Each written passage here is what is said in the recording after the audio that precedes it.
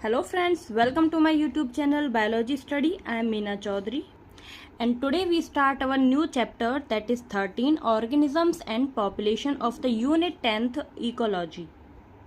तो सबसे पहले हम समझेंगे कि इकोलॉजी का मतलब क्या है। तो इकोलॉजी दो वर्ड से मिलके बना है, ठीक है। Eco plus logy. लॉजी का जैसे हम लोग पहले से मतलब जानते हैं, जैसे हम लोग पढ़ते हैं बायोलॉजी। बायोलॉजी मतलब कि लिविंग्स की स्टडी। तो लॉजी का क्या मतलब होता है? स्टडी, ठीक है। और इको का क्या मतलब है कि जहाँ पे हम लोग रह रहे हैं, जिस जगह पे रह रहे हैं, जैसे हमारा हाउस या फिर हमारा घर, ठीक है। यानी कि जहाँ पे हम रह रहे हैं उस जगह की स्टडी करने को बोलते हैं इकोलॉजी। तो इकोलॉजी की एक सिंपल सी डेफिनेशन क्या है? Branch of biology that study the how organisms interact with their environment and the other organisms, की कैसे जो ऑर्गेनिज्म है वो अपने एनवायरनमेंट से इंटरेक्ट करता है और कैसे जो अदर ऑर्गेनिजम्स हैं, अदर स्पीसीज हैं, उनसे इंटरेक्ट करता है, उसको बोलते हैं हम इकोलॉजी, उसी की स्टडी को, ठीक है।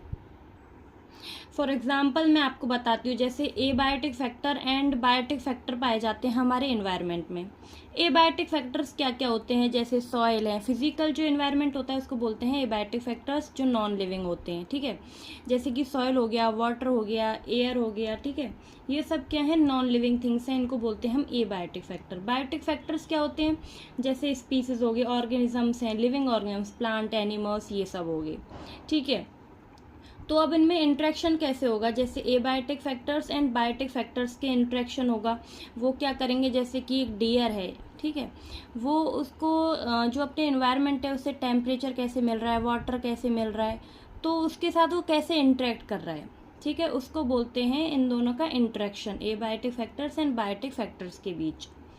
तो इन्हीं सब की स्टडी को हम क्या बोलेंगे? इकोलॉजी, ठीक है, यानी कि study of interaction among organisms and their physical environment. तो हम देखते हैं कि जो इकोलॉजी शब्द है वो किसने दिया था, ठीक है। जो इकोलॉजी है वो टर्म दी थी साइंटिस्ट रीटर ने, और जो हमारी इंडियन इकोलॉजी है उसके फादर हैं रामदेव मिश्रा। तो अब हम देखते हैं हमारा जो चैप्टर 13 है ऑर्गेनिजम्स एंड पॉपुलेशन, इनका क्या मतलब है। ऑर्गेनिज्म क्या होता है? एक सिंगल इंडिविजुअल, एंड पॉपुलेशन क्या होता है? ग्रुप ऑफ ऑर्गेनिजम्स, ठीक है। यानी कि सिंगल इंडिविजुअल को हम बोलते हैं एक सिंगल ऑर्गेनिज्म, ठीक है। और बहुत से जो ऑर्गेनिजम्स मिलके क्या बनाते हैं? पॉपुलेशन, यानी कि ग्रुप ऑफ ऑर्गेनिजम्स को हम क्या बोलेंगे? पॉपुलेशन। तो ये स्मॉल यूनिट क्या है हमारी जो इकोलॉजी, उसकी है ऑर्गेनिज्म, एंड ये जो ऑर्गेनिज्म है ये मिलके बनाते हैं पॉपुलेशन, ठीक है। तो ग्रुप ऑफ ऑर्गेनिज्म, लेकिन वो क्या होने चाहिए? सेम स्पीसीज के होने चाहिए, ठीक है। यानी कि सेम स्पीसीज का ग्रुप होगा, उसको हम लोग बोलेंगे पॉपुलेशन। जो एक पर्टिकुलर एरिया में क्या होते हैं, किसी पर्टिकुलर टाइम पे पाए जाते हैं, वो होती है पॉपुलेशन। अब उसके बाद तो अब जो अदर बायोलॉजिकल ऑर्गेनाइजेशन में लेवल है वो कौन सा है? कम्युनिटी। सबसे पहला हमने देखा, पहला लेवल था ऑर्गेनिजम्स। सेकंड, क्या जो ऑर्गेनिजम्स हैं वो मिलके क्या बनाते हैं? पॉपुलेशन। और पॉपुलेशन से मिलके क्या बनती है? कम्युनिटी, ठीक है। तो थर्ड जो बायोलॉजिकल ऑर्गेनाइजेशन लेवल है वो क्या है? कम्युनिटी, यानी कि ग्रुप ऑफ पॉपुलेशन, जिसको हम बोलते हैं कम्युनिटी, ठीक है। यानी कि ये होती है डिफरेंट स्पीसीज। अब मैं आपको समझा देती हूँ, जैसे कि हमने देखा एक डियर क्या है? एक ऑर्गेनिज्म है, ठीक है। अब ये जो डियर है, डियर की स्पीसीज मिलके क्या बनाती हैं? पॉपुलेशन, ठीक है। बहुत से डियर मिलके क्या बना लेंगे? पॉपुलेशन। अब जो ये पॉपुलेशन है वो डिफरेंट डिफरेंट टाइप्स की मिलके क्या बनती है? कम्युनिटी। यानी कि जैसे कि डियर की पॉपुलेशन हो गई, डोंकी की पॉपुलेशन है, मंकी की पॉपुलेशन है, ये सब एक फॉरेस्ट में पाए जा रहे हैं, ठीक है।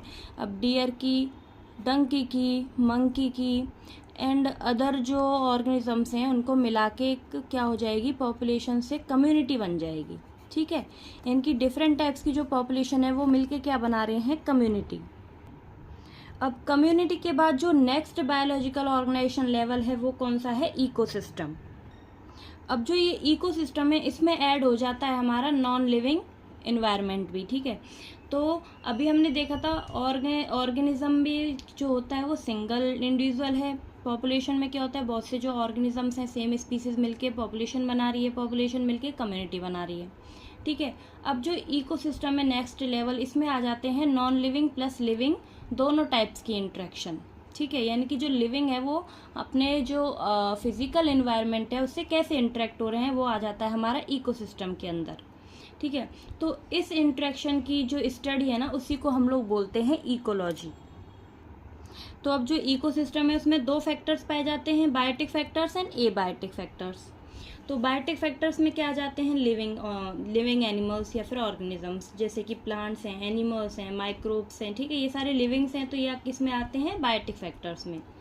एबायोटिक फैक्टर्स में आ जाते हैं नॉन लिविंग फिजिकल जो इन्वायरमेंट है, जैसे कि टेम्परेचर है, सॉइल है, एयर है, वाटर है, ये सब किस में आ जाते हैं, एबायोटिक फैक्टर्स में।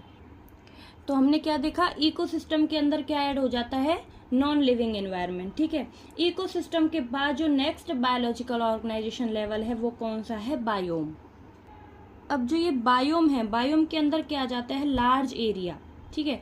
लार्ज एरिया किसका, जो कि बहुत सी जो कम्युनिटी हैं वो मिलके क्या बनाती हैं, बायोम बनाती है। जैसे लार्ज एरिया विच है वह community of plants and animals, ठीक है।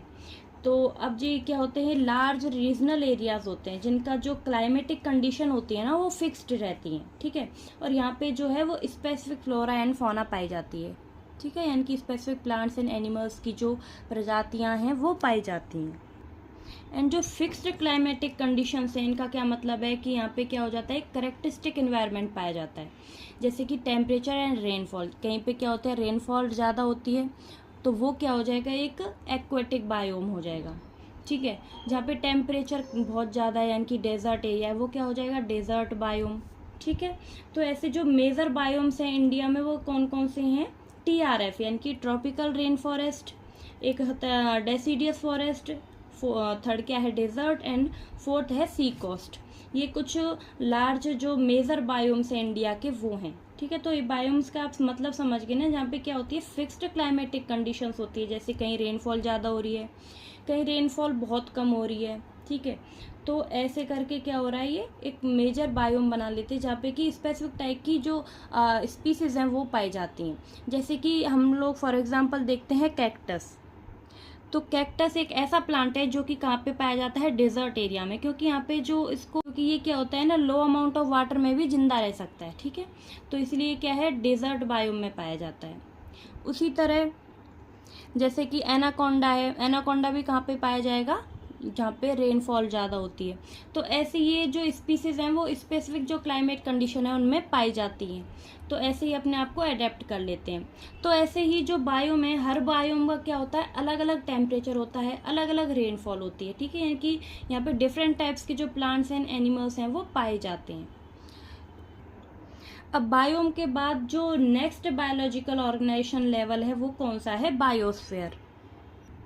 तो जो बायोस्फीयर है उसको बोलते हैं life supporting zone of earth, ठीक है, जहाँ से हमको क्या मिलती है, लाइफ मिलती है, ठीक है। यहाँ पे क्या पाए जाते हैं, all aquatic and terrestrial biome of earth, इसके अंदर सब शामिल होते हैं, ठीक है। जो भी हमने अभी तक देखा था सारे लेवल्स को यहाँ पे मिला के क्या बन जाता है, बायोस्फीयर बन जाता है, ठीक है। जहाँ पे सभी टाइप्स के जो एनिमल्स हैं, स्पीसीज, प्लांट्स जो भी हैं वो सब पाए जाते हैं, नॉन लिविंग प्लस लिविंग सबको मिला के, ठीक है। उसको हम लोग बोलते हैं बायोस्फीयर, जो कि क्या करता है, लाइफ सपोर्ट, मतलब लाइफ प्रोवाइड करता है अर्थ पर। तो अब हम स्टार्ट करते हैं हमारी NCERT रीडिंग, ठीक है। Our living world is fascinatingly diverse and amazingly complex. तो जो हमारा लिविंग वर्ल्ड है वो क्या है, फैसिनेटिंगली डाइवर्स, मीन्स कि एक्सट्रीमली इंटरेस्टिंग है, ठीक है। यहाँ पे क्या है, बहुत टाइप की जो डाइवर्सिटी है वो पाई जाती है, इसीलिए क्या है, ये कॉम्प्लेक्स है, क्योंकि यहाँ पे डिफरेंट टाइप्स के जो प्लांट्स हैं, एनिमल्स हैं वो पाए जाते हैं। We can try to understand its complexity by investigatingly processes at various levels of biological organization, macromolecules, cells, tissue, organs, individual organism, population, communities, ecosystems and biomes. तो जो बायोलॉजिकल ऑर्गेनिजम्स हैं उनके वेरियस लेवल्स हैं, ठीक है। तो इसीलिए वो क्या हैं, बहुत कॉम्प्लेक्स हैं, ठीक है। कॉम्प्लेक्सिटी पाई जाती है, बहुत से जो लेवल्स हैं वो पाए जाते हैं बायोलॉजिकल ऑर्गेनाइजेशन में। तो उसमें से आपको क्या करना है, प्रोसेसेस को इन्वेस्टिगेट करना है, यानी कि उनको समझना है। ये क्या है कि ये क्या है, एक हियरकी सिस्टम है, जैसे कि छोटे से बड़े की तरफ जाना। तो जिसमें क्या है, जैसे हम देखते हैं मैक्रोमोलिक्यूल्स हैं, बहुत छोटे पाए जाते हैं, उसके बाद सेल्स होती हैं, सेल्स के बाद टिश्यू बनते हैं, टिश्यू से ऑर्गन्स बनते हैं, ऑर्गन्स के बाद ऑर्गेनिज्म बनता है, ठीक है। उसके बाद पॉपुलेशन है, फिर कम्युनिटी बनती है, फिर इकोसिस्टम एंड बायोम बनते हैं। तो ऐसे क्या है, एक हियरर्कियल सिस्टम है जो कि छोटे से बड़े की तरफ बढ़ता रहता है, ठीक है। At any level of biological organization, we can ask two types of question. For example, when we hear the bulbul singing early morning in the garden, we may ask, how does the bird sing? Or why does the bird sing? तो अब जो ये different levels हैं biological organisations के, इनमें बहुत सी जो processes हैं ना वो हो रही होती हैं। तो जब उन प्रोसेसेस को हम इन्वेस्टिगेट करते हैं, समझते हैं, तो हमारे दिमाग में दो डिफरेंट टाइप्स के क्वेश्चंस आते हैं। अब ये क्वेश्चंस कैसे हो सकते हैं, जैसे कि जो बुलबुल है ना वो क्या कर रही है, गार्डन में मॉर्निंग के टाइम सिंगिंग कर रही है, इनकी आवाज़ निकाल रही है अर्ली मॉर्निंग में। तो हमारे दिमाग में क्वेश्चन आएगा कि ये जो बर्ड बुलबुल है वो कैसे आवाज़ निकाल रही है, ठीक है, कैसे सिंग कर रही है। और सेकंड क्वेश्चन क्या आएगा कि जो ये बर्ड है वो क्यों सिंग कर रही है, क्यों आवाज़ निकाल रही है। The how type question seek the mechanism behind the processes, while the why type question seek the significance of the processes. तो अब जो हाउ क्वेश्चन है कि कैसे जो बुलबुल है वो सिंग कर रही है, तो उसके लिए हमें क्या है, एक मैकेनिज्म को समझना पड़ेगा, उसको हमें पढ़ना पड़ेगा, ठीक है। और वाई के लिए यानी कि क्यों आवाज़ निकाल रही है, उस आंसर के लिए हमें जो सिग्निफिकेंस है उसमें जाना पड़ेगा कि वो क्यों, मतलब ये आवाज़ निकाल रही है, उसका क्या सिग्निफिकेंस है। For the first question in our example, the answer might be in term of operation of the voice box and the vibrating one in the bird, whereas for the second question, the answer may lie in the bird's needs to communicate with its mate during breeding season.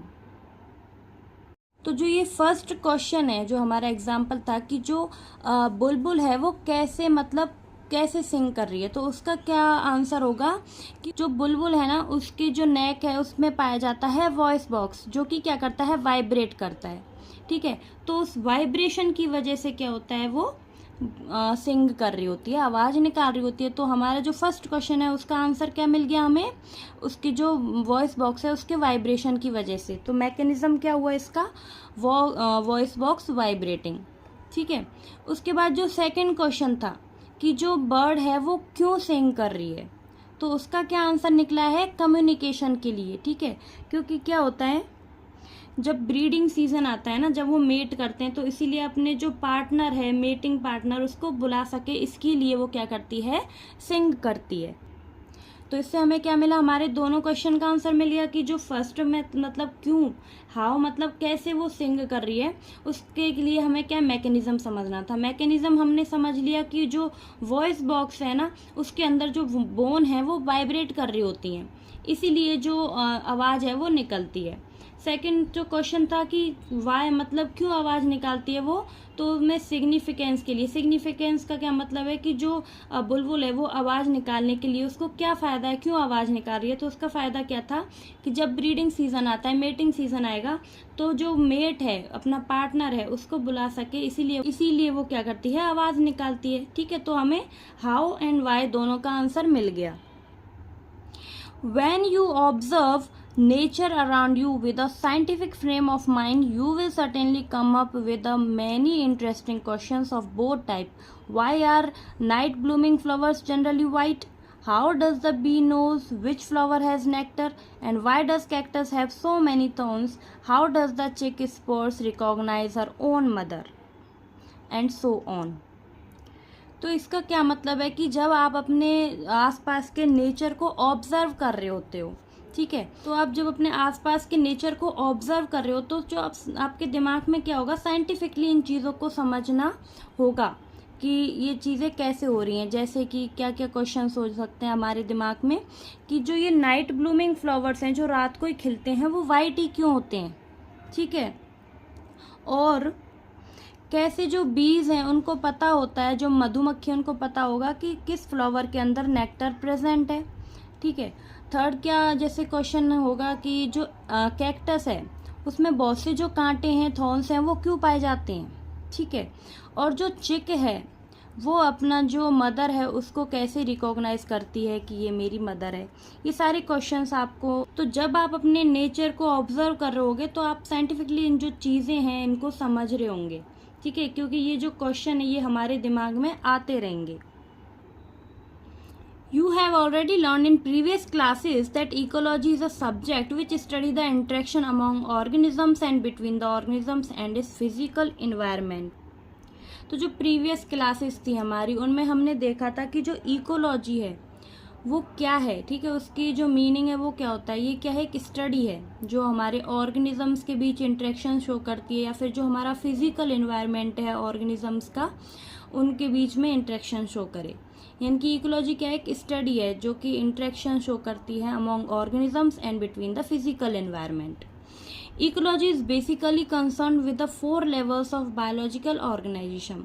अब जो ये ecology है इसमें basically जो हमारी NCERT में दिए हैं वो 4 लेवल दिए हैं बायोलॉजिकल ऑर्गेनाइजेशंस के, जिसमें फर्स्ट लेवल है ऑर्गेनिज्म। लेकिन जब हमने इसमें स्टार्टिंग में चैप्टर में पढ़ा था तो हमने देखा था सबसे छोटे क्या होते हैं, मैक्रोमोलिक्यूल्स। और मैक्रोमोलिक्यूल से क्या बनते हैं, सेल। सेल से बनते थे टिश्यू। टिश्यू से क्या बनते हैं, ऑर्गन्स, ठीक है। उसके बाद बनता है ऑर्गेनिज्म।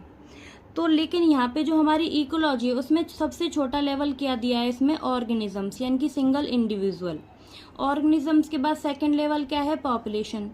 पॉपुलेशन के बाद है कम्युनिटी, ठीक है। कम्युनिटी के बाद है बायोम। तो ये 4 लेवल्स हमारी जो एनसीईआरटी है उसमें दिए हुए हैं, हमें ये 4 लेवल्स ही याद करने हैं।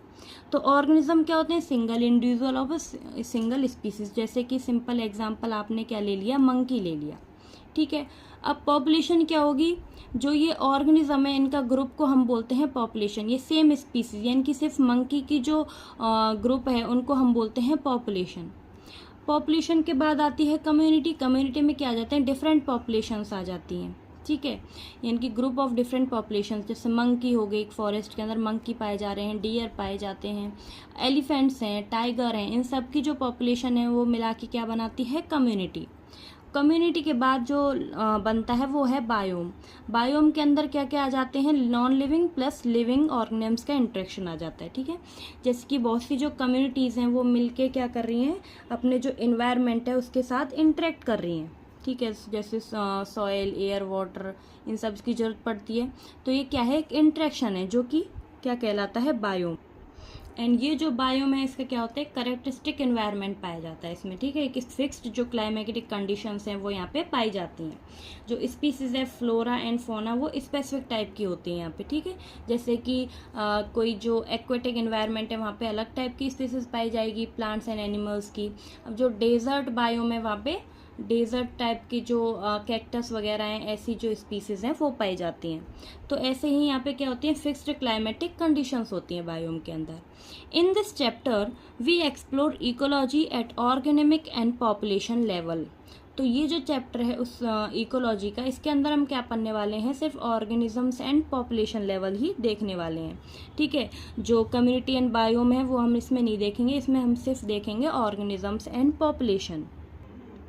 तो आज हमने ये चैप्टर स्टार्ट किया है और जो हमने इसका इंट्रोडक्शन है वो देख लिया है, ठीक है। ऑर्गेनिजम्स एंड इन्वायरमेंट हम नेक्स्ट वीडियो से स्टार्ट करेंगे।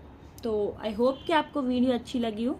अगर आपको मेरा पढ़ाया हुआ समझ आया हो तो प्लीज़ चैनल को लाइक, शेयर एंड सब्सक्राइब करें। एंड कोई भी डाउट हो तो मुझे कमेंट बॉक्स में ज़रूर बताएं। तो अब मिलते हैं नेक्स्ट वीडियो में, तब तक के लिए bye bye, take care, thank you.